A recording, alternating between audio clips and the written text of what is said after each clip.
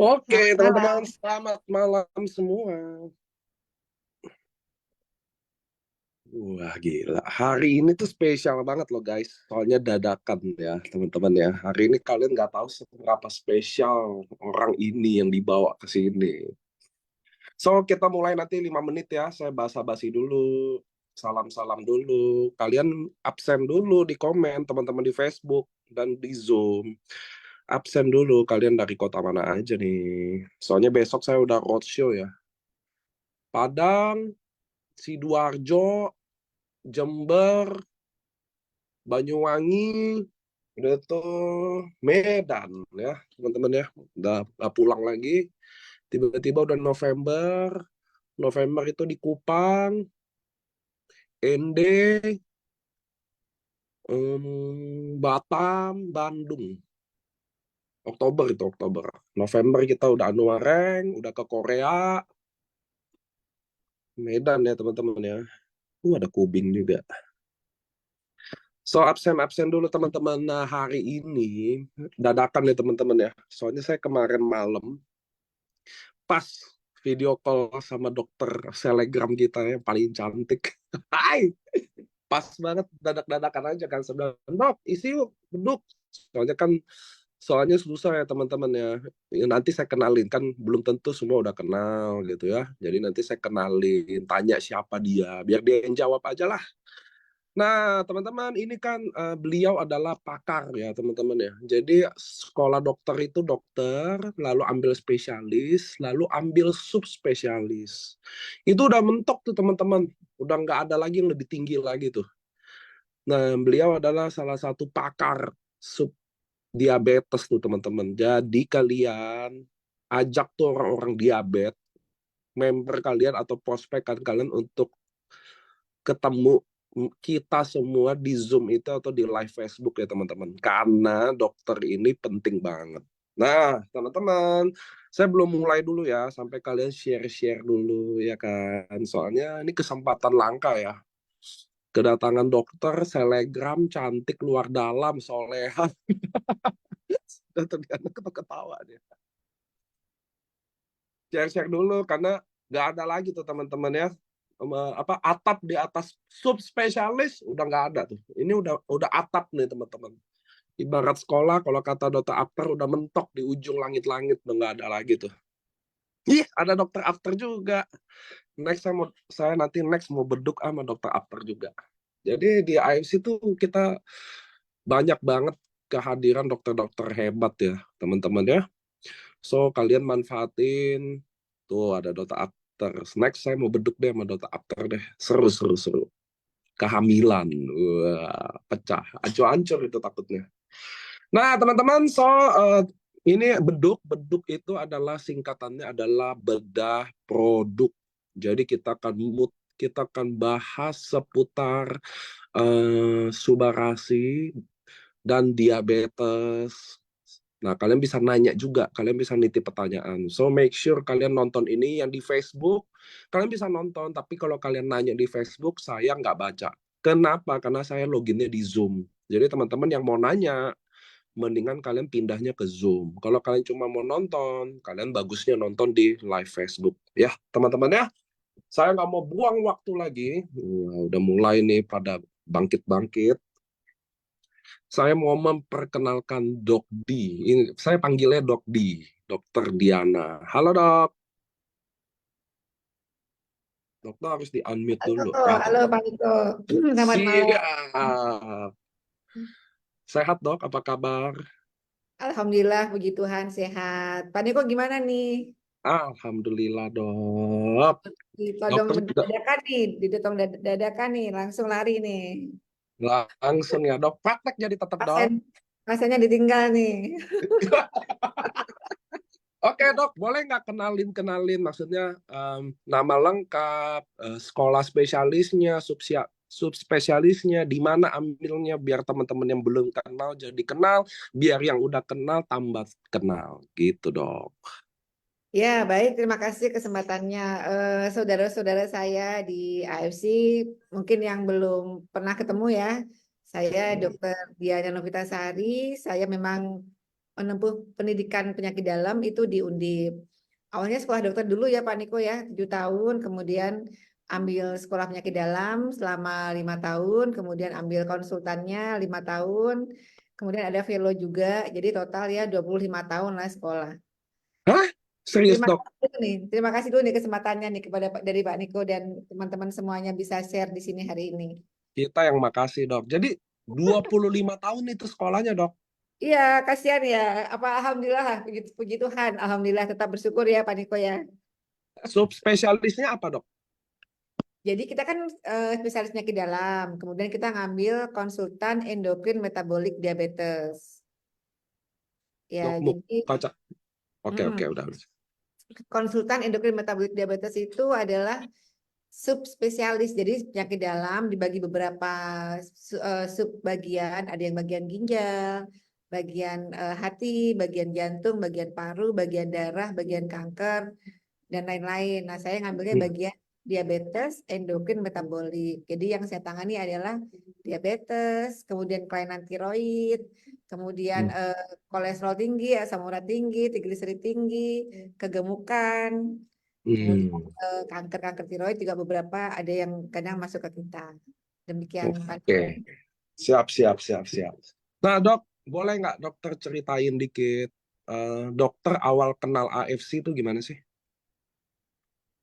Ya, memang agak panjang ya Pak Niko ceritanya dan memang ini mungkin adalah kehendak yang di atas ya. Jadi memang sebagai seorang dokter tentunya tidak mudah sih untuk saya untuk bergabung di sebuah MLM.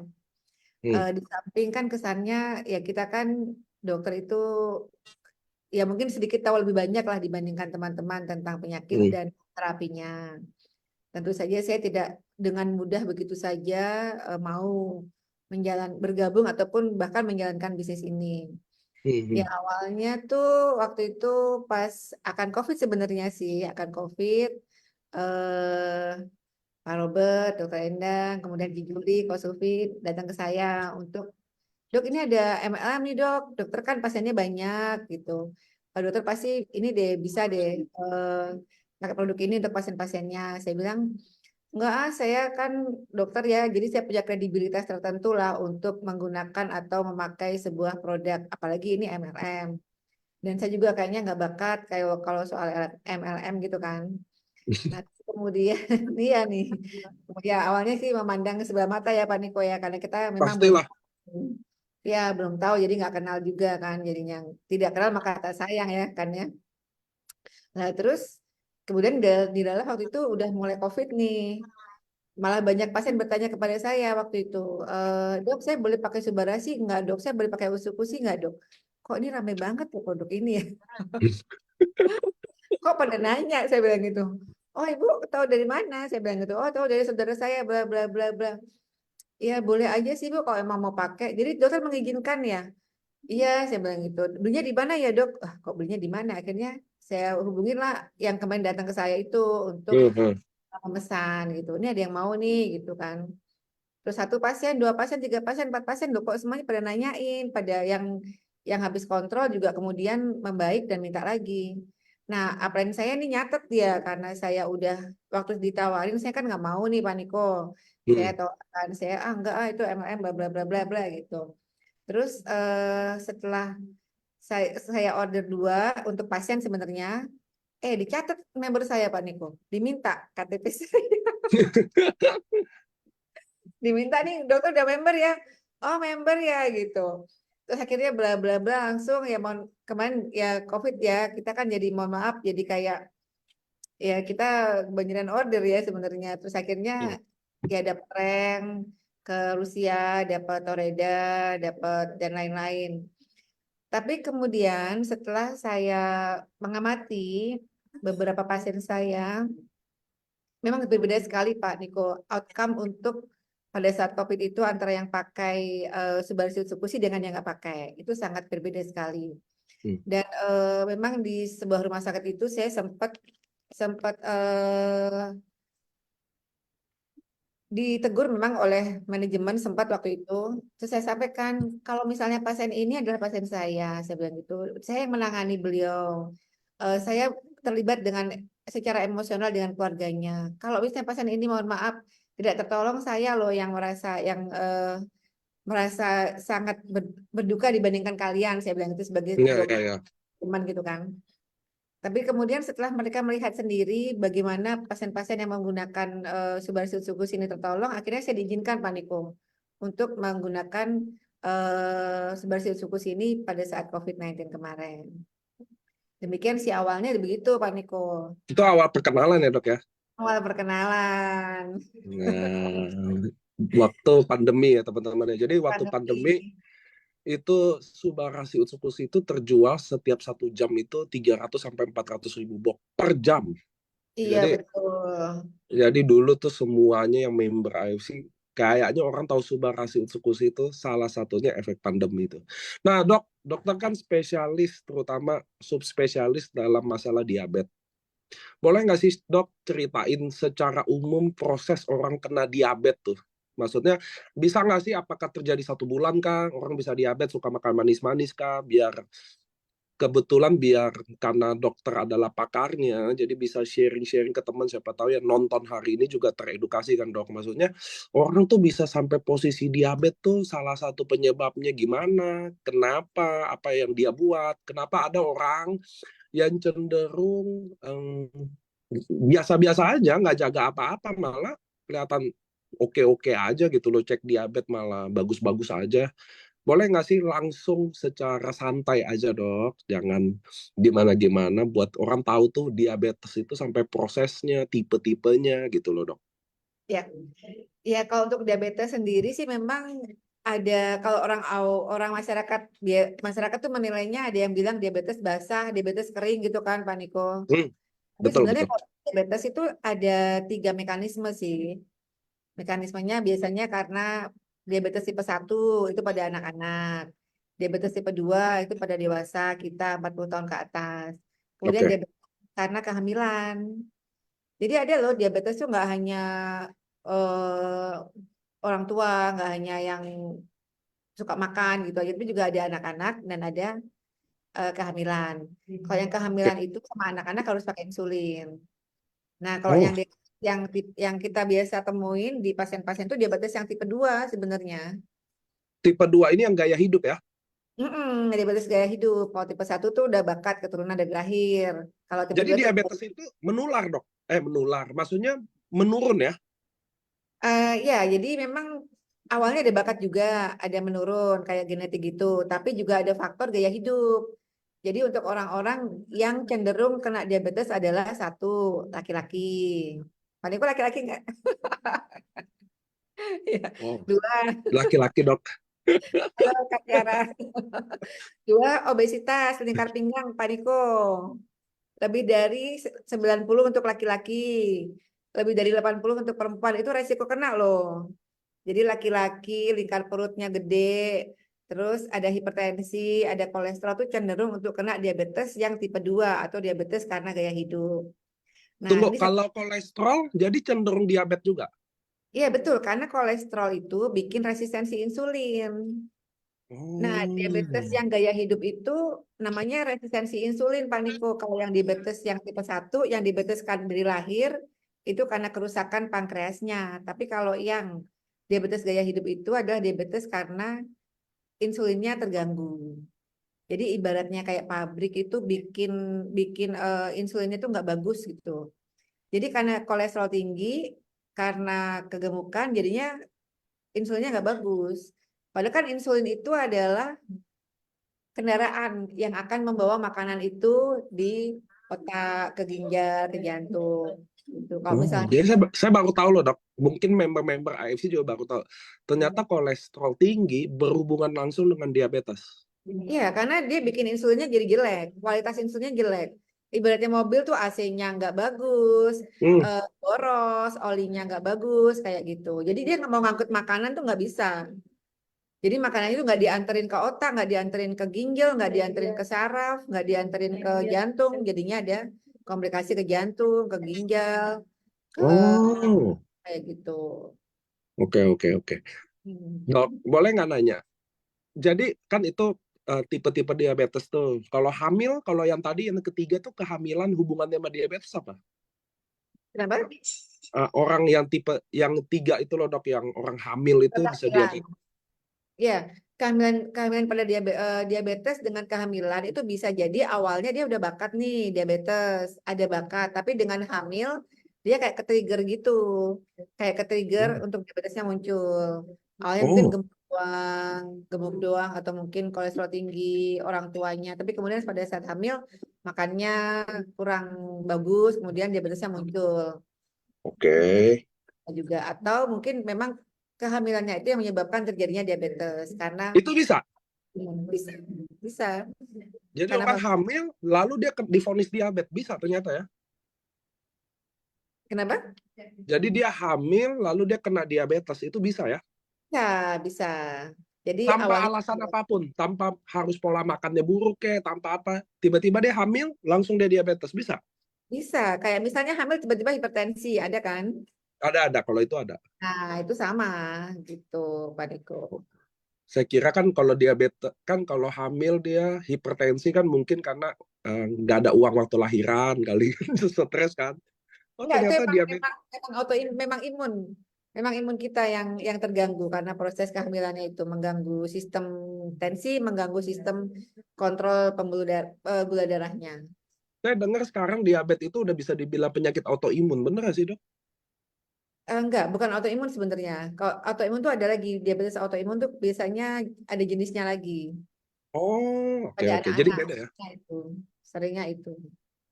Cuman pada Nah, autoimun, pada kasus autoimun sering dijumpai diabetes juga.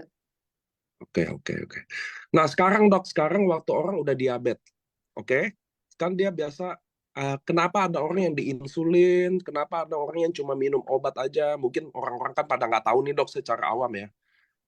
Nah, boleh nggak dokter jelasin kenapa sih ada orang diabetes yang udah sampai suntik insulin, ada yang cuma minum obat aja? Terus Ya, pertanyaan selanjutnya, itu dia minum obat atau dia suntik insulin itu seumur hidup, apa nanti ada momen tertentu dia bisa sembuh? ya. Ya memang eh, diabetes itu pengobatannya kan macam-macam sebenarnya Pak Niko. Jadi diabetes itu sebenarnya nggak harus dengan obat. Pertama dengan perubahan gaya hidup dulu. Kedua dengan Oke. olahraga, jaga pola makan, olahraga, cukup tidur gitu kan. Tapi Hmm. kemudian yang kedua itu obat minum. Yang ketiga baru insulin. Nah, kenapa? Jadi kenapa sih orang tuh kena diabetes? Kenapa sih orang tuh diabetes? Satu, bisa karena memang pankreasnya itu nggak bisa bikin insulin lagi. Oke. Yang kedua, pankreasnya bisa bikin insulin, tapi insulinnya nggak bagus. Nah, kalau Oke. pankreasnya udah nggak bisa bikin insulin, dia harus pakai dapat insulin dong. Harus terapinya harus insulin. Tapi kalau pankreasnya masih bisa bikin insulin, kita bisa kasih obat-obatan minum yang merangsang insulinnya itu untuk keluar. Oke. Nah, gimana caranya biar tahu nih, pankreas kita tuh masih bisa bikin insulin apa enggak sih? Itu ada tesnya, ada laboratnya. Nanti Oh, hasil lab. bisa DM, bisa chat chat ke saya. Memang saya sering sih mendapatkan telepon atau WA dari teman-teman bahkan yang bukan di tim saya. Tadi juga baru saja timnya Mbak Ewin juga telepon saya menanyakan tentang bagaimana AFC untuk pasien-pasien dengan diabetes dan gagal ginjal gitu. Mhm. Gitu, ya, ya banyak yang kita bisa diskusikan. Monggo Nah, saya terbuka. pengalaman dokter, orang nih kan dokter, mereka kan konsumsi apa suntik insulin, dia minum obat, sama peran waktu subarasi atau usukusi ini dia konsumsi juga. Apa yang bikin dokter beda? Kan dokter pengalaman udah banyak, udah lihat pasien puluhan ribu, satu hari nih ratus-ratusan nih teman-teman pasiennya dokter Diana. Nah, apa yang bikin dokter sampai lihat secara benar-benar dari perspektif dokter Diana ya, orang yang minum suba utsu plus terapi dokternya sama yang cuma terapi dokter, apa sih yang bikin beda gitu loh dok? Biar Ya. teman-teman di sini bisa nonton, bisa oh ada edukasi gitu. Terus apakah mereka boleh apa dia minum apa dia harus minum obatnya juga apa enggak? Jadi biar lurus nih teman-teman. Jadi teman-teman yang hadir di Zoom ini bisa tahu juga oh kalau dia diabetes dia harus minum obatnya juga atau gimana biar sekarang pakarnya yang ngomong. Ya, terima kasih. Mungkin saya mau share juga nih ya tentang kelanjutan dari saya join tadi ya Pak Niko ya awalnya Ya, dulu. ya, ya, ya. Jadi setelah COVID selesai, kita gimana nih mau lihat lihat kasusnya kan berarti pure kasus yang diabetes ya. Nah dari situ saya menilai bahwa pasien-pasien saya yang saya terapi dengan Subbarasi Utsukushi ini diberi tambahan Subbarasi Utsukushi ini sangat berbeda sekali outcome-nya Pak Niko dibandingkan dengan pasien-pasien yang lain. Nah, dari situ saya mulai mempelajari lebih lanjut ya. Memang ini kan produk dari Jepang ya. Kita sama-sama tahu kalau ya mohon maaf kalau Jepang bikin produk itu kan pasti nggak yang kaleng-kaleng kan gitu ya. Hmm. Dan kemudian satu lagi nih Pak Niko yang bikin saya happy banget tuh dia masuk MIMS.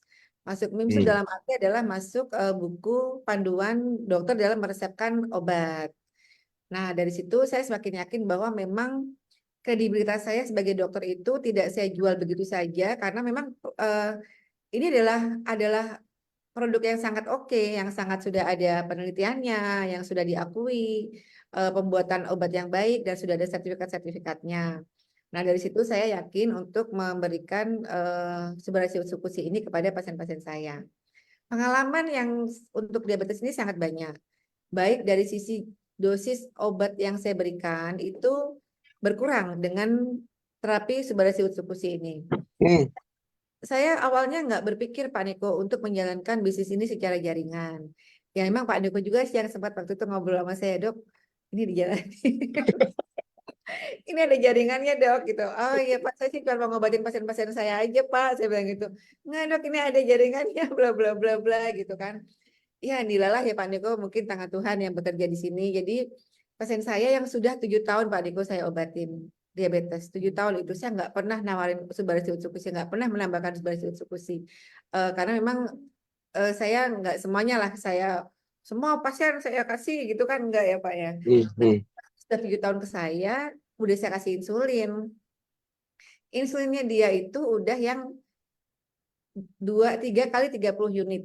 Makan pagi, Hah? makan malam tuh 30 unit. Tiga Plus puluh unit tuh 30 suntik itu, cetek-cetek gitu. 30 putaran, 30 putaran. Jadi 30 Oh. putaran pagi, 30 putaran saat sebelum makan pagi, 30 putaran sebelum makan siang, 30 putaran sebelum makan malam. Ditambah 30 mau tidur. Hah? Jadi sekali kontrol itu aku bawain dia itu 12 biji, 12 pen insulin. Padahal kan satu pen 300.000. Berarti kan Hmm. 12 itu berapa juta kan sekitar 4 juta 5 jutaan ya ditambah Hmm. dengan obat yang lain. Itu gula darahnya belum bagus. Saya sangat bingung. Bu, ini mau saya keapain lagi, Bu? Ini saya udah dosisnya udah tinggi banget. Saya udah tiap bulan ngasih Ibu tuh 12 biji pen ya sekitar hampir 4 jutaan nih. Kok nggak turun-turun saya bilang gitu. Terus dia bilang gini, nah terus kita harus gimana dok? Dokter mau kasih apa lagi terserah deh. Terus saya baru mikir Pak Niko, oh iya ya, sebagai diskusi dari Ibu, terserah deh ini ada barang ini nih pakai dosisnya waktu itu saya berikan 3 kali sehari satu pasang. Bulan depan Pak Hmm. Niko, minggu pertama Pak Niko dia WA saya, dok saya drop gula darah saya drop. Oh iya oke berarti dosisnya dikurangin saya bilang gitu. Sebulan kontrol dosisnya turun Pak Niko. Yang awalnya 3 kali 30 jadi 3 kali 10 plus 10 pada saat akan tidur. Jadi dosisnya dalam hitungan tuh turun 1/4 kali. Hmm. Seperempatnya pada saat dalam tempo 1 bulan. Padahal dia udah 7 tahun ya. 7 tahun, dan saya nggak pernah nawarin, saya nggak pernah ngasih. Maksudnya ya kan nggak semua orang lah kita berikan, nggak ya kita lihat-lihat maksudnya tergantung ya kebutuhan dan kita kan juga memang produk kita ini karena baru bagus ya juga kan dia tidak murah seperti itu. Ya, ya, ya, ya, betul. Dan ternyata ya mohon maaf ya Pak Niko ternyata beliau itu pemain MLM di sebelumnya. Bro, sekarang adalah grow di Tasikmalaya, di Sorong, di Timika, di Ambon. Jadi saya sudah autopilot di. Jadi itu tanpa tanpa saya apa menggadaikan kredibilitas saya sebagai dokter karena memang Ya, saya niatnya awal tuh saya memang cuma pakai buat pasien-pasien saya aja Pak, saya nggak ini Pak, saya bilang gitu. Terus Pak Eko, terus bikin jaringan dok, bikin jaringan. Thank you Pak Niko. nah dok, tunggu. Kalau gula darah itu bisa dikatakan tinggi tuh patokannya berapa sih dok? Kan nggak semua nih yang nonton ini melek sama kesehatan ya dok. Diabetes aja belum tentu orang cuma tahu ya kencing manis gitu loh. Tapi cara cara tuh orang dibilang udah diabetes tuh maksudnya, oh dia contoh ya ngecek dok ya, harus ke dokter nih gitu loh. Ya, harus ke dokter bila kadar gula darah kita sewaktu, kayak kita misalnya cek di apotek itu 200 dua kali. Kalau lebih dari 200 dua kali, itu berarti sudah diabetes. Hmm. Atau gula darah puasa lebih dari 110. Atau gula darah 2 jam setelah makan lebih dari 140. Atau HbA1c, gula bulanan itu lebih dari 5,7. Itu sudah masuk prediabetes. Oke, jadi Jadi teman-teman simpel denger kan, ya, Paniko 200 di atas 200 waktu. teman-teman dengerin ya. Jadi Mm-mm. tes Dan saya diabetes juga itu itu, pesan buat teman-teman, mm-mm. Ya 200. Dan buat teman-teman yang misalnya memberikan sebarasi sukusi untuk pasien-pasien diabetes, sebaiknya obat-obat diabetes itu jangan di stop ya teman-teman ya, jangan di stop hmm. dulu, tapi tetap dilanjutkan sampai kemudian bulan depannya atau 2 minggu kemudian kita menurunkan dosis obatnya. Pasti akan turun karena setelah pemberian sebarasi sukusi pasti gula darahnya membaik, maka gula darah obatnya akan berkurang. Yang awalnya 3 obat jadi 2 obat aja, kemudian bulan depannya 1 obat, dan kemudian bahkan ada yang tidak mengkonsumsi lagi itu juga cukup banyak. Nah, bisa nggak sih orang diabetes itu dok, gula darahnya contoh turun ya, tiba-tiba naik naik lagi, naik turun gitu bisa nggak? Bisa. Jadi banyak faktor yang menyebabkan gula darah pasien itu naik turun. Yang pertama kurang tidur. Yang Oh, ketiga, yang kedua habis marah-marah, stres, ada stres. oh, Yang jadi ke, stres itu naikin gula. iya. Jadi kalau tanggal 1 saya praktek pusing saya pasiennya. Kalau tanggal 1 saya senang karena habis gajian. Tapi kalau tanggal 2, aduh gula darahnya jelek semua. Jadi satu kurang tidur, dua stres, tiga dok. Ya infeksi. Jadi kalau radang tenggorokan, diare, kena DB, tipes, infeksi paru-paru, itu pasti gula darahnya naik. Nggak dia biar teman-teman tahu kan. Soalnya kan ada beberapa kasus nih dok, dia minum suba, gula darahnya udah turun, tiba-tiba naik lagi gitu loh. Dan itu padahal produk kita kan 0% gula tuh semuanya, baik suba, baik utsu, baik hikari itu teman-teman produk kita 0% gula. Jadi kalian bisa lihat nih, ada beberapa penyebab yang bisa naikin gula darah. Nomor satu tadi adalah kurang tidur, nomor dua adalah apa stres, nomor tiga adalah infeksi itu juga Infeksi. bisa naikin gula tanpa apa-apa tuh. Betul ya dok? Iya betul. Nah terus boleh nggak dok? Kan ini nggak semua orang mau ngecek diabetes itu. Boleh nggak dokter kasih tahu gejala-gejala orang tuh kalau diabetes tuh tandanya apa aja sih dok? Iya benar. Selain dari cek laboratorium darah, gejala-gejalanya adalah 1, sering haus. 2, Hmm. lapar terus. 3, bangun tidur malam hari untuk kencing lebih dari 2 kali. Jadi kan Bangun orang, tidur, kencing lebih dari 2 kali. ya bisa kan kita tidur bangun tuh ya paling nggak sekali lah ya ke toilet ya. Tapi kalau sampai Hmm. 2 kali, 3 kali, 4 kali itu berarti tanda-tanda gula darah kita tinggi. Kemudian yang keempat, rasa kesemutan di kaki tangan. Kemudian buat laki-laki sudah ada mulai gangguan hubungan ya mungkin ya, disfungsi ereksi itu sudah kadang-kadang muncul. Kemudian Hmm. omong giginya copot semua itu juga bisa karena diabetes. Oh ya? Mm-mm. Banyak kok misalnya kita gigi gua kok goyang semua ya dok. Banyak yang udah mulai tanggal dengan sendirinya itu bisa bisa karena diabetesnya. Tuh, dengerin tuh teman-teman ya, kalau kalian apa tadi yang itunya udah susah berdiri, hai, ngantuk, kencing, kencing paling jelas ya, kayaknya orang diabetes tuh suka kencing kan dok ya? Ya, Itu adalah tanda kalian harus cek lab gitu ya teman-teman ya, jangan saya sehat-sehat aja. Saya banyak tuh dok kalau ketemu apa prospekan atau member di daerah, mereka ngecek lab nggak pernah, ke dokter nggak pernah, tapi klaimnya selalu sehat. iya Iya, sehat yang bagaimana ya Pak ya? ya sehat lah orang nggak pernah cek lab. Bener. Nah, lanjut dok. Nah, diabetes itu kan, contoh dia udah kena nih, gulanya tinggi. Lalu apa sih dok komplikasinya? Nah, Iya. kan nggak semua nih orang tahu. Benar-benar saya tahu, Hmm. percaya orang cuma bilang, oke diabetes bahaya. Tapi diabetes itu seberapa bahaya sih? Apa aja sih yang dia bisa rusak? Boleh nggak dokter sharing di sini? Hmm. Ya diabetes itu kita memang takut ya Pak Joko dengan gula darah yang tinggi. Tapi kita lebih takut lagi kalau dia udah bawa teman-temannya tuh. Seperti misalnya gagal ginjal, kemudian stroke, serangan jantung koroner. kesemutan di tangan dan kaki, namanya neuropati diabetes. Kemudian disfungsi ereksi, kemudian amputasi kaki. Nah, Mm-mm. kalau untuk yang amputasi ini saya punya kasus sendiri nih, sahabat saya sendiri, Hmm. eh, pasien saya juga. Jadi beliau waktu itu udah mau diamputasi, tapi kekeh pokoknya nggak mau. Saya bagaimanapun juga saya pulang aja daripada diamputasi kayak gitu. Terus Hmm. setelah kita lakukan subarasi ya kira-kira dia habis 1 diamond lah.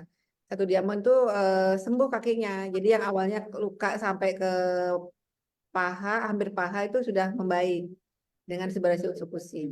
Nah, dia happy banget. Maksudnya ya diamond ya 20 jutaan, tapi kan kaki suami saya nggak jadi dipotong katanya gitu. Hmm. Ya, Hmm. Hmm. dan juga kemudian dia menjalankan bisnisnya juga ternyata karena dia membantu teman-temannya yang diabetes juga dan akhirnya sekarang konichiwanya bertambah dan dia bisa jalan-jalan ke luar negeri juga kemarin bersama saya ke Shanghai dapat reward juga ya alhamdulillah Kak dari sini saya bisa bermanfaat untuk orang lain dari sisi penyakitnya bermanfaat juga untuk orang lain mentransformasi hidup orang lain dari sisi ekonomi. Hmm. Dok, nanya lagi. Kan dokter banyak ngalamin orang-orang diabetes lalu minum suba, dokter bilang outputnya beda. Menurut dokter, dari pengalaman dokter, berapa waktu yang dibutuhkan sampai mereka tuh bisa hasil dari pemeriksaan dokter bahwa mereka lebih baik. Bukan rasanya dia ya, tapi dari dokter lihat kan pasti mereka rutin kontrol tuh sampai benar-benar kelihatan lebih baik. Ya, kalau untuk outcome, karena memang pasien selalu kontrol ke saya itu 1 bulan sekali, Pak Niko. Jadi saya Hmm. melihat beda banget performa pasien itu pada saat 1 bulan kontrol. Tapi dari wawancara yang saya dapatkan dari pasien, saya tanya gimana nih efeknya. Bermacam-macam bervariasi. Ada yang 3 hari udah enak, ada yang seminggu baru enak, ada Hmm. yang 2 minggu baru nyaman seperti itu. Jadi masing-masing orang itu sangat sangat subjektif, sangat beda-beda untuk dia merasakan manfaat dari subarasi. Tapi kalau dari saat kontrol itu udah sebulan tuh udah beda banget. Tampaknya beda yang kakinya awalnya jalannya nggak nggak tegap gitu sekarang jadi tegap kulitnya lebih glowing kemudian juga dosis obatnya berkurang Hmm. kemudian juga tensinya membaik. Ini banyak banget tuh yang tensinya membaik dengan subarasi. Nah saya Darah nggak tinggi sama diabetes? Darah tinggi tuh sama diabetes berhubungan juga nggak sih, dok? Ya sebenarnya nggak secara langsung sih, nggak semua orang diabetes ada hipertensi dan nggak semua hipertensi ada diabetes. Tapi kadang-kadang tapi hipertensi merupakan salah satu faktor risiko untuk diabetes. Jadi kalau dia hipertensi dia ada risiko lah untuk diabetes ke depannya. Kayak Oke. gitu. Oke, teman-teman jadi tahu tuh ya, kalian. Saya juga jadi banyak tahu kan. Nih dok, kita mulai pertanyaan-pertanyaan sedikit sambil santai-santai. Ini mah pertanyaannya aneh loh. Baru pertama cek gula darah 245 tuh dok. Artinya gimana? Kalau diminumin suba sebelum ke dokter internis, apa bisa turun dok gula darahnya? Ya, tanyaannya. Ya oke. 245 kan berarti udah di atas 200 tuh. Berarti udah perlu cek dikonfirmasi sekali lagi apakah masih di atas 200. Kalau masih di atas 200 berarti itu udah diabetes. Nah, diminum coba dulu. Boleh-boleh aja sebelum teman-teman datang ke dokter, boleh aja minum coba. Tapi sebaiknya tetap kontrol ke dokter. Ya mohon Betul, maaf ya, jangan mendewakan subarasi, utsukushi, kemudian obat dokter dihilangin tuh jangan. betul, betul, betul. Itu Itu betul ya teman-teman ya. Soalnya suba melengkapi. utsu itu melengkapi, yes, tidak menggantikan. Itu yang teman-teman tahu loh. Ya betul. Bagaimanapun kita pelengkap, bukan menggantikan apapun, nggak ada. Jadi terutama diabetes ya. Nah, ini pas kita masuk di edukasi ini dok, seberapa penting orang kan kalau minum obat itu kan kadar gulanya jadi terkontrol kan dok. Nah, Mm-mm. apa pentingnya kadar gula itu terkontrol? Nah, Ya. bukan naik turun gitu loh dok. Kan kalau dia minum obat pasti kan jadi terkontrol. Nah, boleh nggak dokter sharing ke kita, apa sih pentingnya gula darah itu terkontrol? Nah, itu biar teman-teman tahu kenapa sih minum obat. Biar jelas aja, karena saya juga takut kan dok, maksudnya orang tuh apa-apa, udahlah ada suba ini. Ya, oke sekarang kita ada di momen edukasinya, jadi teman-teman bisa Dengar sendiri deh pakarnya. Ya, kita sangat perlu menjaga kestabilan gula darah kita itu satu karena naik turunnya Halo? gula darah ya Halo? bisa Pak kedengaran nggak Pak? Ya, agak putus-putus, Dok. Agak putus-putus tadi saya pas. Ya. Jadi kita sangat perlu sekali menjaga supaya kadar gula darah kita stabil karena stabilnya gula darah itu akan menghindarkan kita dari berbagai macam komplikasi. Kemudian juga akan memperbaiki kualitas hidup pasien tersebut, jadi lebih nyaman tidurnya, terhindar dari komplikasi gagal ginjal, kemudian komplikasi infeksi kayak gitu. Jadi kalau untuk pasien-pasien dengan diabetes mellitus itu Pak Niko, faktor risiko infeksi. Jadi infeksi di tempat-tempat yang tidak lazim, misalnya di kaki, di pantat, kemudian di kepala, kayak gitu sering terjadi. Abses di tempat-tempat yang membahayakan, kayak gitu. Jadi kita memang harus jaga gula darah kita terkontrol dengan obat awalnya, tapi ditambah dengan subarasi, usuk-usui supaya semakin baik dari sisi cara kerja obat dan cara kerja komplikasinya tersebut. Oke. Ini kayak ada pertanyaan urgent nih, Dok. Pas teman-teman chatnya pas kebaca ya. Dia mau nanya nih, dokter saya mau tanya, kenapa saya udah minum AFC selama 3 bulan lebih atau sekitar 6 paket Subarasi Utsukushi. Jadi kalau 6 paket tuh satu bulan dia minumnya 2 paket. Jadi satu hari mungkin cuma 2 Suba, 2 Utsu. Gula darahnya 300-an. Tapi dia ini kena kanker, Dok. Tapi selama kemo badan nggak loyo dan rambut nggak rontok. Saya kena kanker serviks udah kemo keempat, tapi diabetesnya nggak bisa turun-turun. Ya, berarti sudah minum Subarasi Utsukushi tapi diabetesnya nggak turun-turun ya? Iya, tapi dia bilang dia karena kanker serviks, kemo, badannya nggak drop, badannya nggak drop, terus efek rambutnya nggak rontok, cuma kenapa kadar gula darahnya tetap 300. Ih, tinggi banget ya 300 tuh. Lah, itu dia minum obat nggak ya? Nah, coba pasien Harusnya menjawab. harus dipastikan dulu obatnya dan mungkin obat-obat kemoterapinya itu malah meningkatkan gula darahnya. Kadang-kadang memang ada sih Pak Niko beberapa obat kemoterapi yang meningkatkan kadar gula darah kita. Nah, itu harus Oh, dikomunikasikan dengan dokter. Dan sering sekali saya juga mendapatkan konsultasi dari dokter cancer, dokter bedah atau dokter penyakit dalam bagian cancer untuk kemoterapi karena mereka menambahkan steroid biasanya. Mereka menambahkan methylprednisolone, menambahkan dexamethasone, menambahkan prednison sehingga kadar gula darahnya cenderung tinggi. Nah, kalau emang itu oh, regimen yang diberikan ya berarti kita harus mengakses ulang, mengevaluasi dosis dari obat gula yang diberikan. Dan mungkin juga sudah harus pakai insulin karena memang mungkin produksi efek dari obat kemonya itu ke pankreas sehingga pankreasnya udah nggak bisa bikin insulin lagi. Jadi harus pakai insulin. Seperti itu kadang-kadang bisa terjadi. tuh teman-teman bisa lihat ya khusus yang kanker tadi ya, bahwa ternyata ada beberapa obat kemoterapi yang bisa meningkatkan gula darah. Jadi teman-teman kalau langkah ini apa yang harus dilakukan? Coba konsultasi langsung ke dokternya, kasih tahu kadar gula darahnya, nanti mungkin kata dokter Diana bisa direformulasi lagi tuh. Ya, jadi mudah-mudahan dari hasil ini jadi cerah, kalian bisa ke dokter itu kasih tahu hasil labnya, mungkin dengan harapan bisa direformulasi lagi. Atau udah ke dokter Diana lah kalau di Semarang. Dokter Diana kalau di Semarang praktek di mana sih, Dok? Saya PNS Pak Niko, saya abdi negara di Rumah Sakit Wongsonogoro, kemudian RSUD Kota Semarang itu satu, dua di Rumah Sakit Logorijo, tiga di Rumah Sakit Elizabeth.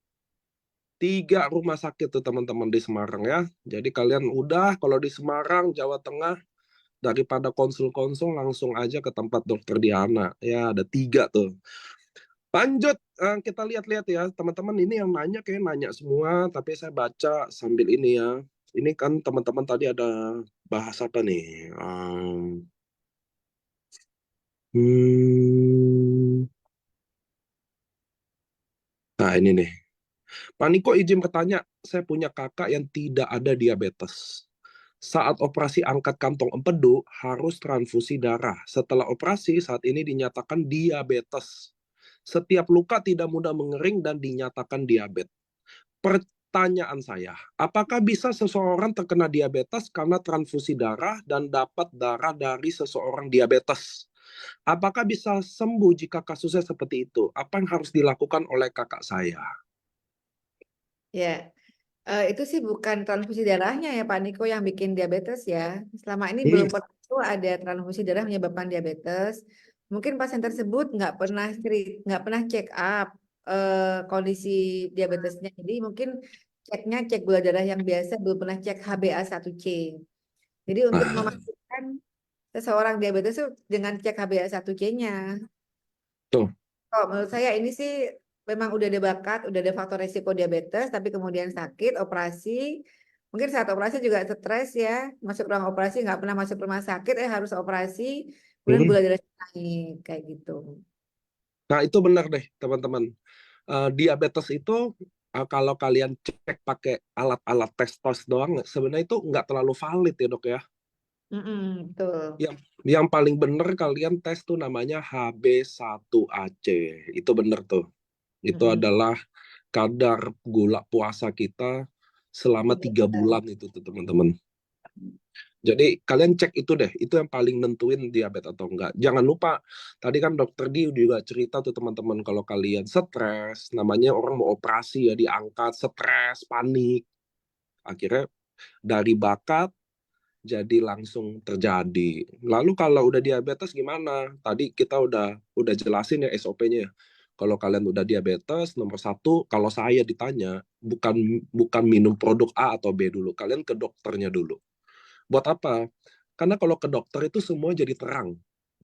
Itu tuh teman-teman harus tahu. Itu yang orang-orang tuh kami selalu edukasi ke teman-teman bahwa kalau kalian ada sakit ke dokter dulu. Kalau ada benjolan, ke dokter dulu. Selalu tuh saya ngomong kayak gitu tuh. Kenapa? Jadi jelas dulu gitu. Andai kata ada penyumbatan, pembuluh darah, udah tahu.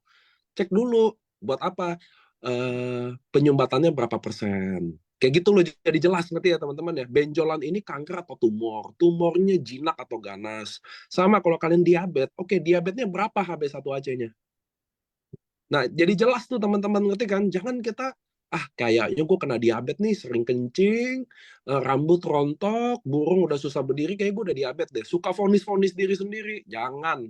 Ke dokter dulu, cek benar, baru kita tahu, oh diabetesnya baru pradiabetes. Oh, contoh gitu loh, oh diabetesnya udah parah nih gitu loh. Jadi dengan kita udah tahu sakitnya, jadi kita tahu tuh penanganannya. Ngerti ya teman-teman ya? Jadi AFC itu sangat cocok dengan medis. Ngerti ya teman-teman ya? Kalau menggantikan nggak mungkin. Itu biar teman-teman tahu. Jadi garis lurusnya jelas. Sampai sini paham ya teman-teman ya? Nih ada lagi nih, saya nggak bisa baca semua pertanyaan, teman-teman bisa lihat aja chatnya, pertanyaannya banyak ya. Nih sambil santai-santai, sambil cari, kita bahas pertanyaannya dok dia. Malam dok, bisa bertanya sedikit tentang kehamilan. Waduh ini, dok waktu saya pergi USG, dokter bilang, kandungan saya tipis kemungkinan saya tidak bisa hamil anak ketiga. Tapi bulan Agustus kemarin saya terlambat datang.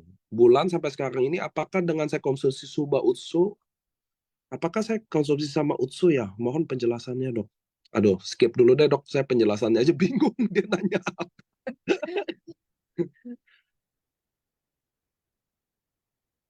Nah, ini bagus nih.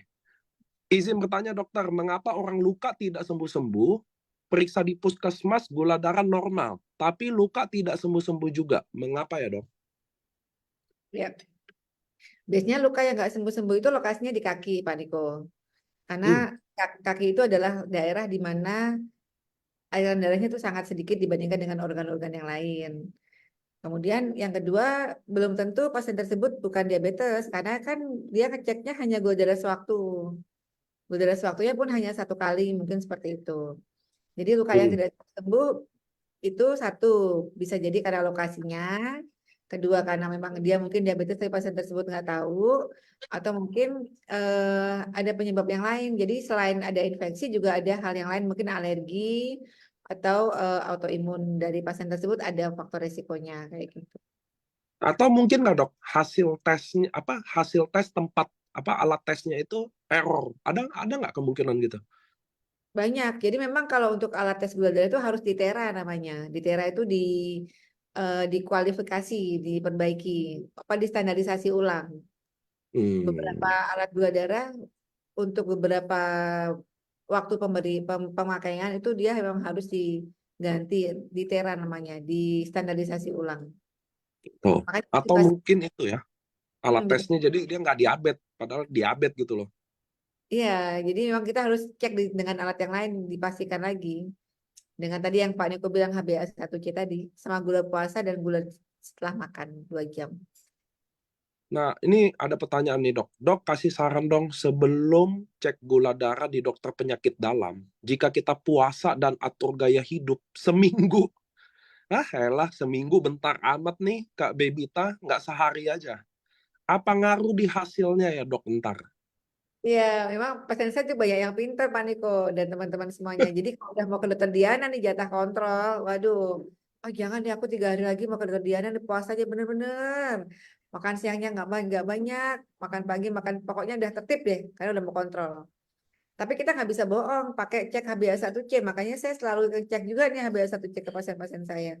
Gula darah puasa bagus, setelah makan bagus. HbA1c 11, itu banyak tuh. Oh, Pasien tuh pada cerdik-cerdik, udah pada pintar-pintar. iyalah.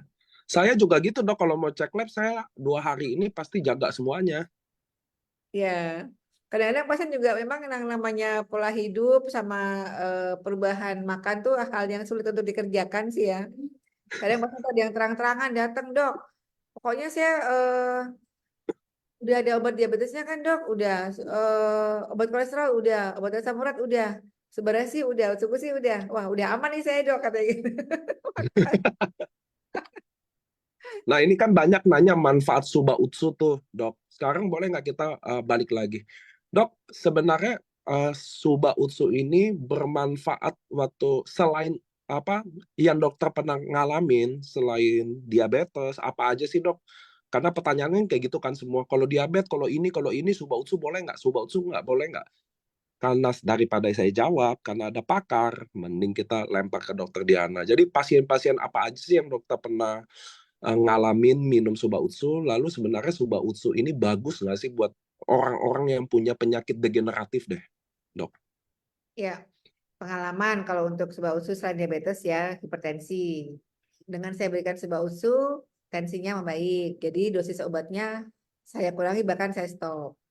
Yang kedua Oke. anemi Pak Niko. Ada tuh pasien datang HB-nya 8.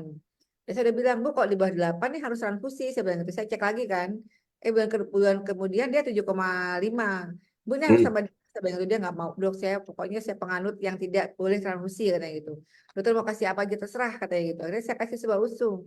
Bulan depannya naik HB-nya jadi normal. Dan setelah itu dia rutin mengkonsumsi sebuah usus ini sampai hari ini. Kemudian yang lainnya adalah benjolan. Benjolan itu ada teman saya juga sebenarnya dokter juga Pak Niko dan dia juga berhijab sebenarnya. Jadi kan kalau dia benjolan di leher kan nggak kelihatan nih. Betul. Tapi dia udah bilang saya nggak mau operasi dok. Dalam hati ini dokter loh kok nggak mau operasi saya bilang gitu. Tapi yang namanya operasi dok akhirnya saya berikan sebuah usus mengecil Pak Niko. Hmm. 3 bulan tuh mengecil.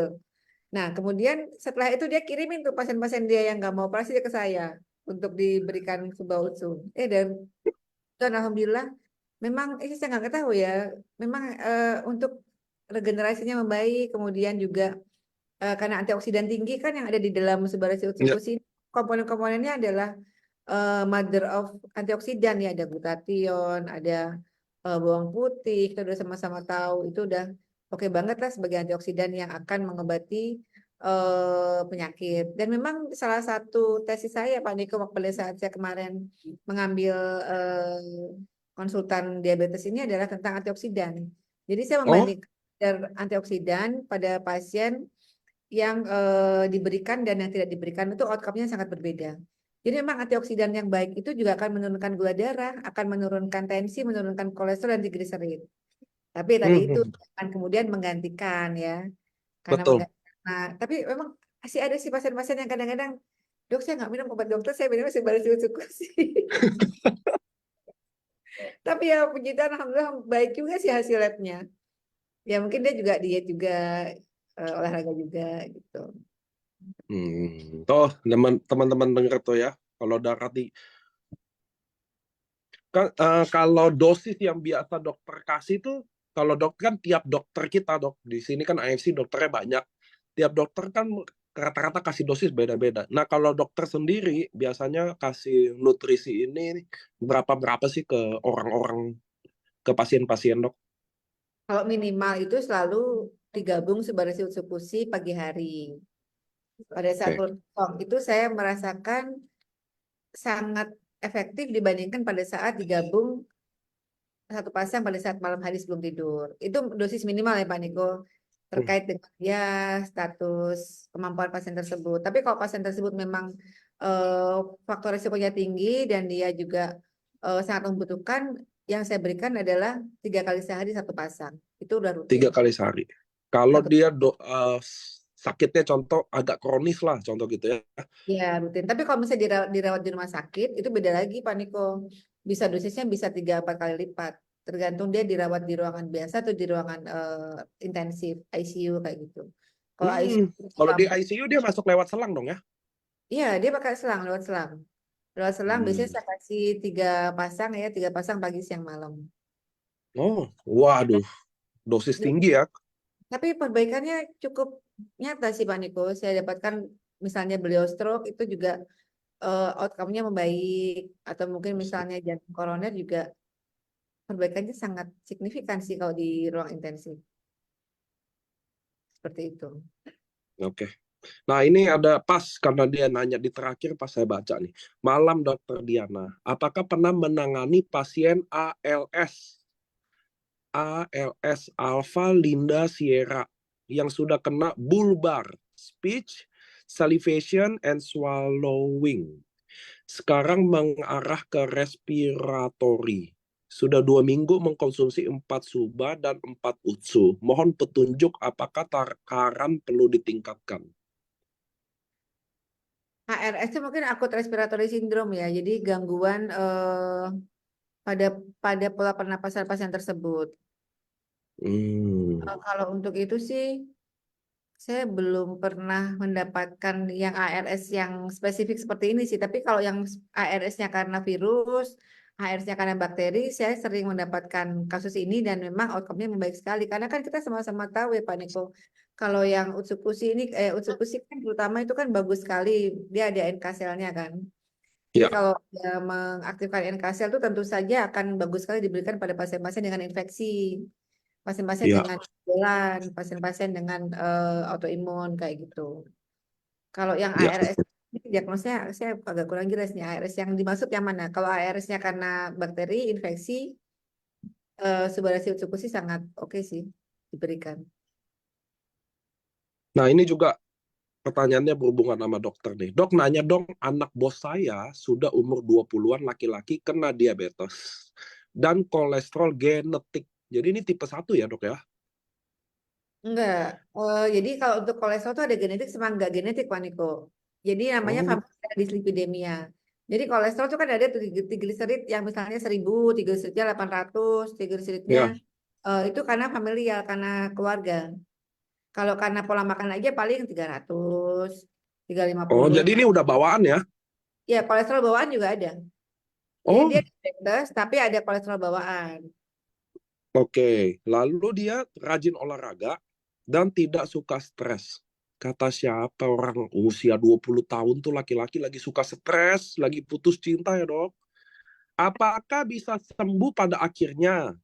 Soalnya sudah seperti hopeless alias terima nasib aja. Untuk obatnya masih rutin minum dok.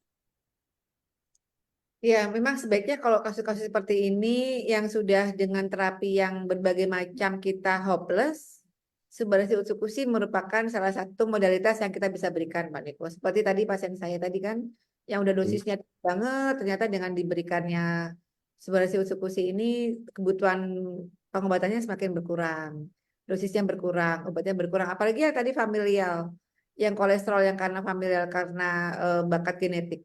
Itu dipoles dengan Suba Utsu menurut saya adalah hal yang sangat pas. Hmm. Nih Wah, kalau dokter 1.000 orang nanya loh dok, ini bisa Kan, subuh kelar. kan, ceritanya. Maklum ya, dokter Diana tuh Sampai, selegram ya sampai teman. sahur kan, sampai sahur Pak Niko di sini.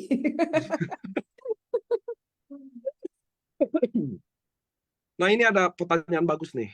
Saya harus baca pertanyaannya teman-teman. Kadang kalau kalian tanya yang terlalu kemana, saya nggak. Soalnya pertanyaannya aja saya lihatnya udah pusing. Nah, dok, konsumen saya luka diabetesnya amputasi. Setelah konsumsi Suba Utsu sembuh dalam waktu 2 bulan. Tetapi kreatinnya naik turun. Kenapa ya dok? Wah, udah kena ginjal itu kayaknya. Kenapa tadi? Kenapa dia? Jadi dia sakit diabetes dok, kakinya diamputasi, Oh iya. minum susu 2 bulan sembuh. Nggak tahu definisi sembuhnya apa. Mungkin diabetes membaik, lukanya menutup dengan baik, tapi kreatininnya naik turun. Ya. Kenapa ya dok? Kata dia. Sekarang gini ya Pak Niko, kalau misalnya pasien dengan luka di kaki, pembuluh darahnya sudah kayak gitu di kaki, ya kita bisa bayangkan lah pembuluh darah di tempat lain. Pembuluh darah di ginjalnya ya pasti sudah kurang lebih hampir sama lah dengan yang di kaki. Yang di otaknya juga hampir sama lah dengan kualitas yang di kaki seperti Hmm. itu. Tentu saja yang di ginjal bah- sulit untuk jadi normal. Ya itu kan kualitas pembuluh darahnya udah nggak oke, udah yang eh, istilahnya udah nggak elastis lagi kayak gitu. Itu yang pertama. Yang kedua Hmm. karena dia ada amputasi kan, berarti itu diabetesnya udah lama tuh. Kalau diabetes sudah lama, tentunya Hmm. komplikasi sudah macam-macam pasti. Komplikasi yang ke ginjal, komplikasi ke saraf, komplikasi ke kaki itu pasti ada seperti itu. Nah, cuman kadang-kadang Hmm. pasien kita di sekitar kita tuh sangat takut sekali kalau ginjalnya naik tuh sangat takut banget. Saya tuh ada tuh pasiennya Pak Niko ya. Dia itu ginjalnya waktu itu 1,1, 1,2. Padahal kan normalnya kan 1. Dia baru 1,2 itu udah nawar Hmm. aja. Saya nggak mau obatnya dikurangin dok, obatnya dikurangin dok gitu. Sudah nggak bisa Pak, saya nggak bisa kurangin obat Bapak. Bapak masih darah tinggi, Bapak kolesterol masih tinggi, gulanya masih tinggi. Gimana saya mau ngurangin ini nanti? Akhirnya ternyata pasien tersebut Hmm. belakang saya ngurangin dosis obatnya Pak Niko. Bulan depannya dia datang ke saya dengan kondisi sesak napas. Dok, saya gara-gara ngurangin obat dokter Diana, sekarang saya kena serangan jantung dok, kata gitu. Sekarang obat saya Waduh. dua. Satu dokter Diana satu satu genggam, obat jantung satu genggam gitu. Lah ternyata Pak Niko, bulan depannya itu dia datang udah ganteng. Heran kan saya. Ternyata dia pakai Subarasi Utsupusi dari istrinya. Nah istrinya itu adalah member dari downline saya. Dia protes sama saya. Dokter Diana kok nggak kasih saya Subarasi Utsupusi dari awal kata gitu. Kok baru sekarang setelah saya kena jantung baru istri saya kasih. Ternyata itu downline dokter Diana katanya gitu. Pak, saya gimana mau kasih Subarasi Utsupusi ke Bapak? Bapak aja nawar terus jumlah obatnya ke saya. Nanti saya tambahin Subarasi Utsupusi, Bapak parah lagi saya bilang. Ya, tadi sekarang baik dok, Pak Niko. Dan sampai sekarang dia nanya ke saya, dok saya sudah konsumsi 3 diamond nih, gimana saya mau terus apa enggak minumnya? Si suaminya nanya gitu yang sakit itu Hmm. kan. Istrinya bilang gini, terus kan ya dok, terus kan ya dok. Ya terus lah orang faktor resikonya masih ada, diabetes masih ada, hipertensi masih ada, jantungnya masih harus diterapi. Ya terus minum aja Hmm. dok, daripada saya stres lihat suami saya sesak napas, kena serangan jantung, dia bilang gitu. Ternyata istri merasa dengan mengeluarkan biaya yang seperti itu, tapi dia dapatkan kondisi suaminya itu masih yang sehat, masih yang nggak sesak napas, nggak Hmm. ngos-ngosan, ceria lagi, itu dia merasa sangat tertolong kondisi suaminya dengan produk ini. Demikian. Hmm.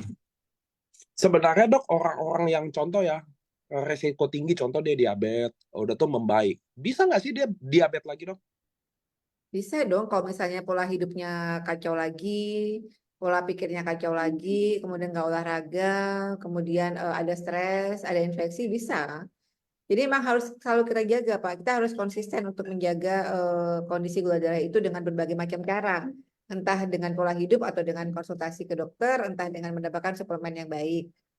Gitu. Karena orang diabetes itu kan orangnya yang paling bandel-bandel kan dok.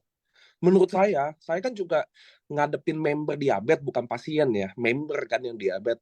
Jadi jadi kalau dia gula darah membaik dikit, pasti bandelnya bukan main deh dok.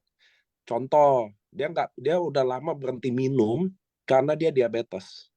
Tiba-tiba karena minum nutrisi ini dengan baik, agak turun aja. Jadi ngegampangin tuh dok. Maksudnya, aman lah ada ini, aman lah ada ini gitu loh dok.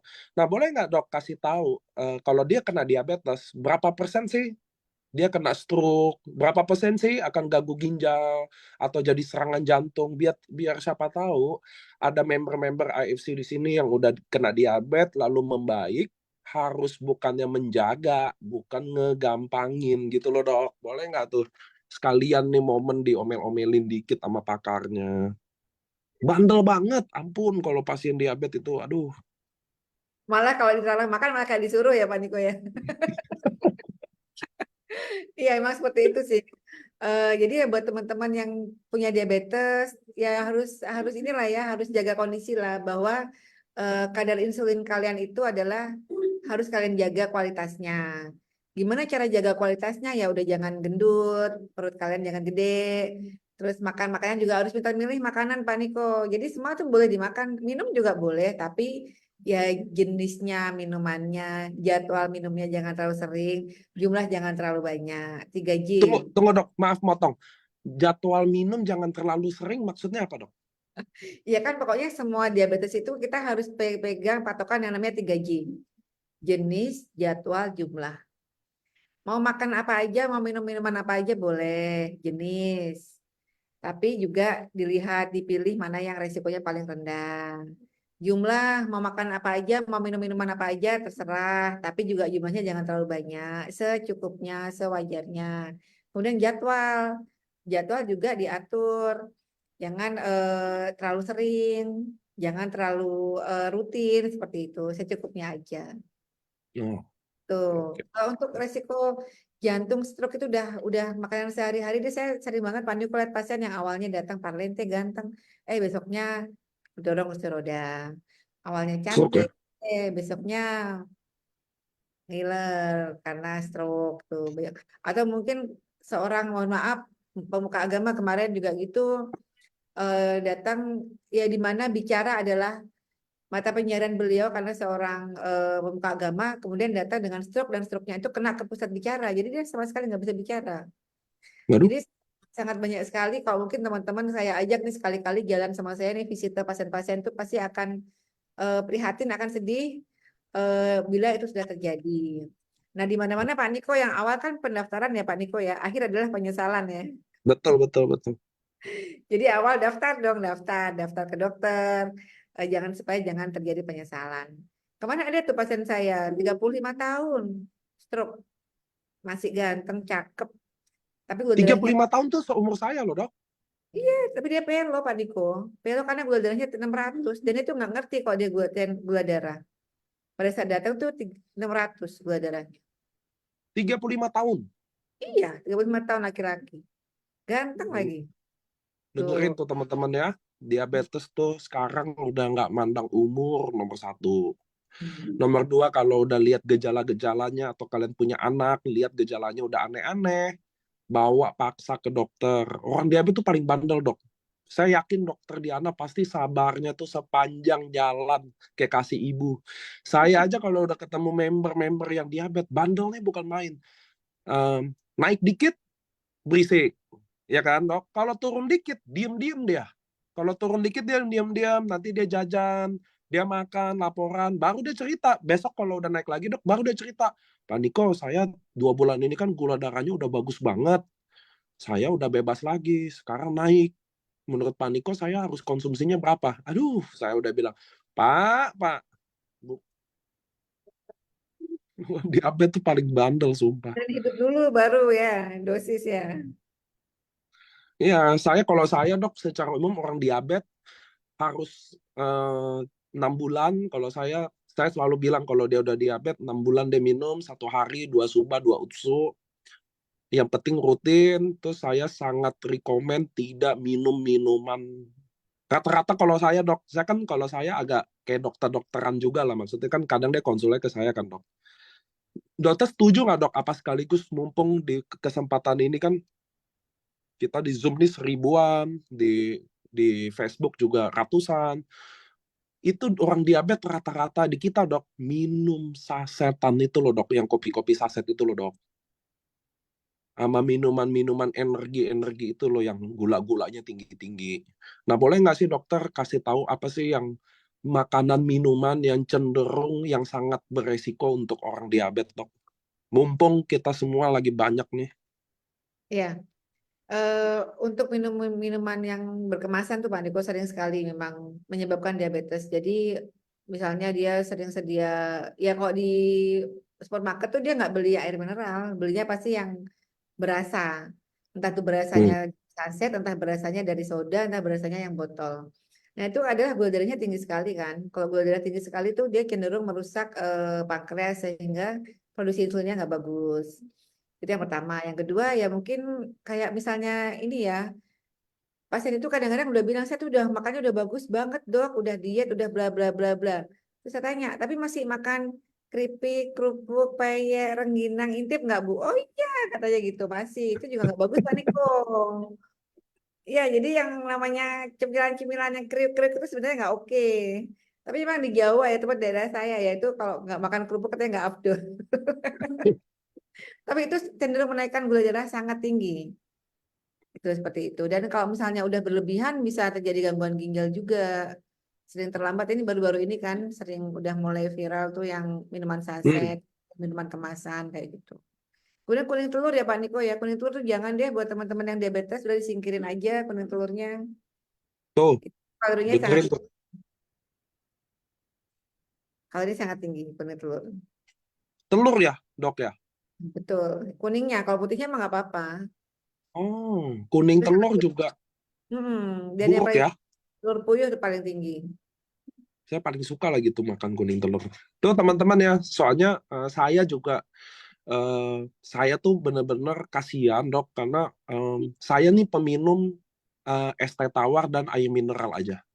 Saya sangat nggak pernah minum tuh Fanta, Coca-Cola, Sprite, minuman yang berasa, minuman teh-teh dalam botol. Saya bener-bener nggak minum tuh teman-teman ya.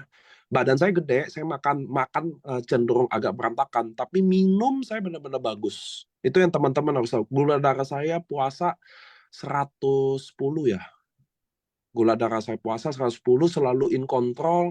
HB1AC saya berapa ya? 5 gitu.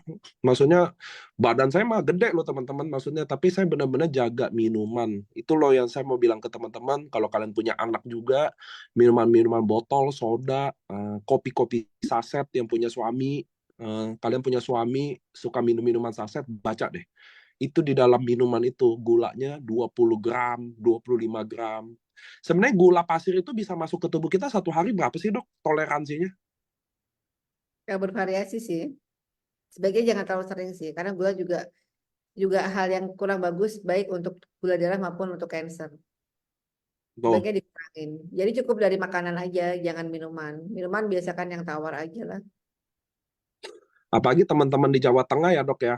Ada kecap manis. Waduh. Ada Panas kecap kental, manis. panas lagi kental. Kecap manis, perkedel, nasi, kuah soto. Waduh. Itu Puyuh teman-teman ya hati-hati ya. Diabetes itu paling sulit. Sebenarnya diabetes itu bisa disembuhkan nggak sih dok? disembuhkan bisa dengan pola hidup dan pola makan yang bagus, tapi susah Pak Niko.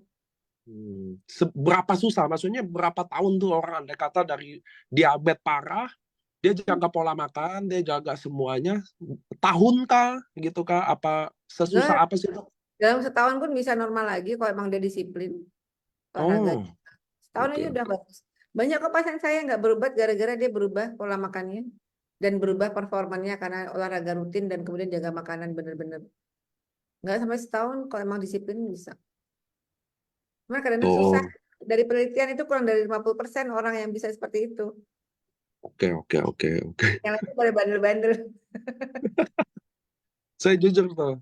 Jadi teman-teman yang diabetes tuh dengerin ya. Kalian bisa nonton siaran ini ulang ya. Tolong kalau andai kata membaik, dijaga lagi, dipertahankan, bukan dibablas. Tuh ya teman-teman ya. Karena resiko bisa datang sewaktu-waktu. Yes. Nah, diabetes sama kanker berhubungan juga nggak dok? Iya benar, diabetes. Jadi diabetes itu merupakan salah satu faktor risiko kanker. Jadi kalau orang kanker nih, dicek nih, yang diabetes berapa, presentasinya cukup tinggi, yang diabetes Oh, dari tuh situ. dengerin ya teman-teman ya, dari orang kanker itu sang dicek rata-rata punya hubungan sama diabetes tuh teman-teman. Ya. Makanya, oke, kita lihat-lihat lagi pertanyaan-pertanyaan seru. Sedikit lagi ya teman-teman ya, 2-3 pertanyaan lagi. Ini kalau pertanyaan di Buscroll nggak ada habisnya teman-teman. Put kuning telur tadi udah dibahas sama dokter ya, putihnya aja kalau bisa. Mau omega kayak mau enggak, karena kalorinya tinggi kalau kuning telur. Oke, kolesterol tadi kita udah bahas. Saya fokus pertanyaannya soal diabetes ya teman-teman ya, biar kalian dapat jawaban juga dari spesialisasinya. Kalau enggak, pertanyaannya banyak.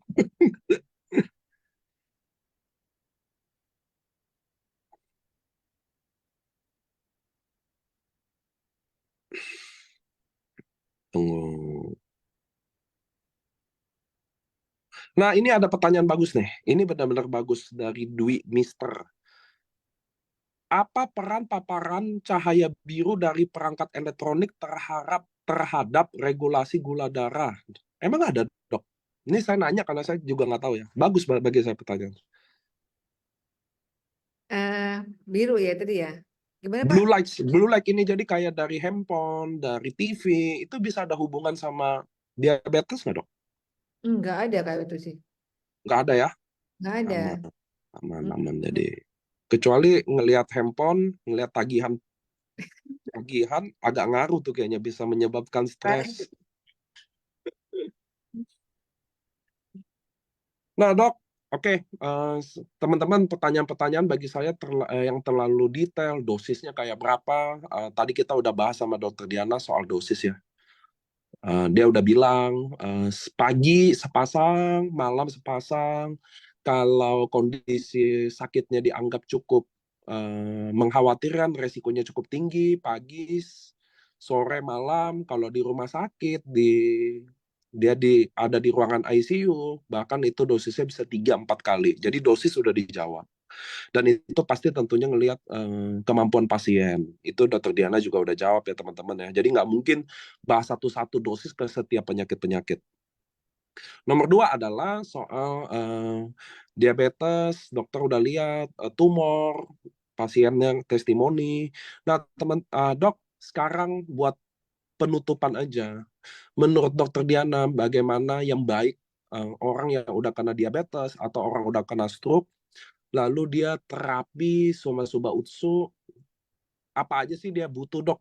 Rata-rata berapa lama dia nunggu? Karena kan gini, pasien itu kan lawannya adalah ketidaksabaran ingin sembuh. Setuju nggak sih, dok? Iya. Kayak saya juga gitu pasti. Saya yakin teman-teman juga gitu. Mereka udah sakitnya lama, tapi kalau sembuh mau cepet-cepet tuh.